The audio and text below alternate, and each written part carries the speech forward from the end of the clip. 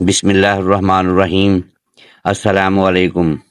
عورتوں میں حیض کی ابتدا کیسے ہوئی؟ کیا یہ لڑکیوں کے لیے سزا ہے؟ کیا یہ سچ ہے کہ حضرت حوا سلام اللہ علیہا کو سب سے پہلے حیض آیا جو اللہ کی طرف سے ان کے لیے سزا تھی؟ کیا حیض کی ابتدا بنی اسرائیل سے ہوئی؟ کیا بنی اسرائیل سے پہلے عورتیں حیض سے پاک تھیں؟ آج کی ویڈیو انتہائی تحقیق کے بعد بنائی جا رہی ہے، جس میں ہم اپنے ناظرین کو قرآن و حدیث اور مسند روایات سے ان سب سوالات کے جوابات دیں گے۔ اصل میں اس موضوع پر بات کرنا اس لیے بھی ضروری ہے کہ آج کل بہت سی ویڈیوز پھیل رہی ہیں کہ جن میں غیر مسند روایت پیش کر کے سادہ مسلمانوں کو گمراہ کیا جا رہا ہے۔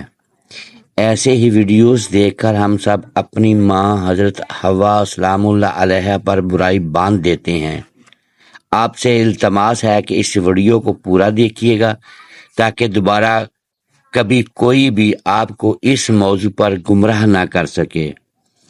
حضرت عبدالرزاق اور مسند اصحاب میں حضرت عبداللہ بن مسعود رضی اللہ تعالی عنہ اور حضرت اسماء بن ابو بکر سے روایت نقل کی گئی ہے کہ بنی اسرائیل کی عورتوں کو یہ اجازت تھی کہ وہ بھی مردوں کے ساتھ مسجد میں جا کر نماز پڑھا کرتی تھی۔ مردوں اور عورتوں کے درمیان بھی پردہ ہوتا تھا۔ پھر ایک دن ایک لڑکی اپنی ایڑیاں اٹھا کر مردوں میں اپنے یار کو دیکھنے لگی اور پھر اس نے یہ روزانہ کا معمول بنا لیا۔ اس نے دیکھا دیکھی سبھی عورتیں اپنی مسجد میں آتی اور پھر ایڑیاں اٹھا کر پردے کے اوپر تاک جھانک میں لگ گئیں۔ چنانچہ ان کو مسجد میں جانے سے ایسے روکا گیا کہ ان پر حیض مسلط کر دیا گیا۔ اب کچھ لوگ اس روایت سے یہ سبق لیتے ہیں کہ حیض کی ابتدا ہی بنی اسرائیل سے ہوئی، جو کہ غلط ہے، کیونکہ مفسرین اس روایت کی تفسیر میں لکھتے ہیں کہ یہ حیض عام نہیں تھا، بلکہ بنی اسرائیل کی عورتوں کو مسجد میں گناہ کرنے کی اللہ پاک نے ایسے سزا دی کہ 4 مہینے تک مسلسل صبح و شام وہ عورتیں حیض کی کیفیت میں رہیں اور مسجد میں آنا بند کر دیا۔ پھر جب اللہ پاک نے ان کی توبہ قبول کی تو یہ عذاب ان پر سے ختم ہوا۔ صحیح احادیث مبارکہ سے یہ بات ثابت ہے کہ عورتوں میں حیض کی ابتدا روز اول سے ہے۔ آئیے اس بارے میں 2 احادیث مبارکہ بیان کرتے ہیں جن سے ثابت ہوگا کہ حیض کی ابتدا پہلے دن سے ہی ہے، نہ کہ بنی اسرائیل سے۔ اس کی ابتدا ہوئی حضرت عائشہ رضی اللہ تعالی عنہا حجۃ الوداع میں اللہ کے رسول صلی اللہ علیہ وآلہ وسلم کے ساتھ حج کے ارادے سے نکلی۔ راستے میں انہیں حیض آ گیا تو وہ اس اندیشے سے رونے لگی کہ اب وہ مناسک حج ادا کرنے سے محروم ہو جائیں گی۔ آپ صلی اللہ علیہ وآلہ وسلم کو معلوم ہوا تو آپ نے انہیں سمجھاتے ہوئے فرمایا، یہ ایسی چیز ہے جسے اللہ تعالیٰ نے اولاد آدم میں عورتوں کے لیے لازم کر دیا ہے۔ اس حالت میں تم بھی وہی سب کچھ کرو جو حاجی کرتا ہے، صرف پاک ہونے تک بیت اللہ کا طواف نہ کرنا۔ بالکل اسی طرح ایک اور حدیث حضرت ام سلمہ رضی اللہ تعالی عنہا سے بھی مروی ہے۔ حضرت ام سلمہ رضی اللہ تعالی عنہا بیان کرتی ہیں کہ ایک موقع پر رسول اللہ صلی اللہ علیہ وآلہ وسلم کے پاس تھی کہ مجھے حیض آنے لگا۔ میں وہاں سے اٹھ گئی۔ آپ صلی اللہ علیہ وآلہ وسلم نے دریافت کیا تو میں نے بتایا کہ مجھے حیض آنے لگا ہے۔ آپ صلی اللہ علیہ وآلہ وسلم نے فرمایا، یہ ایسی چیز ہے جسے اللہ تعالیٰ نے آدم کی بیٹیوں پر لازم کر دیا ہے۔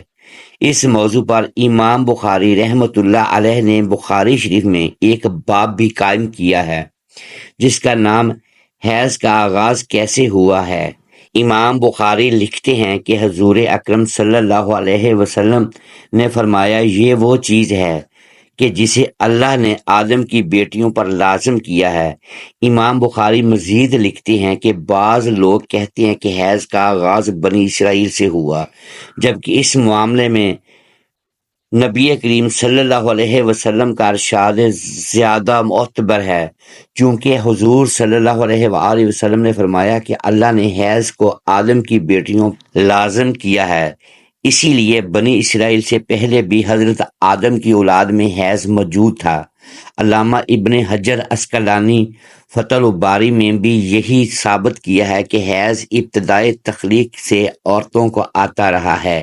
اب بات کرتے ہیں ان روایت کی کہ جن میں یہ کہا جاتا ہے کہ حیض کی ابتدا حضرت حوا سے ہوئی، اور ایسا بطور سزا حوا امام طبری رحمۃ اللہ علیہ سورۃ البقرہ کی آیت نمبر 25 کی تفسیر میں حضرت عبد الرحمن بن زید رحمۃ اللہ علیہ کی یہ روایت نقل کرتے ہیں کہ حضرت حوا کو پہلے حیض نہیں آتا تھا، ان کی تخلیق پاکیزہ ہوئی یہاں تک کہ انہوں نے اللہ کی نافرمانی کی اور ممنوعہ پھل کھایا، جیسے ان کو جنت سے نکالا گیا، اور پھر ان کو حیض اور حمل کی سزا دی گئی، اور لکھتے ہیں کہ اللہ پاک نے تب فرمایا میں نے تجھے پاکیزہ بنایا تھا لیکن تو نے میری نافرمانی کی، اس لیے اب میں تجھ سے خون جاری کر دوں گا۔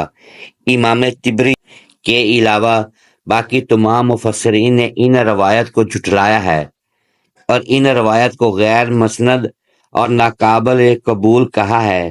حیض دراصل ایک طبیعتی مظہر ہے جس سے ہر ماہ عورت بلوغت سے سننے یا دو چار ہوتی ہے، اور اس کو صحت کی علامت سمجھا جاتا ہے۔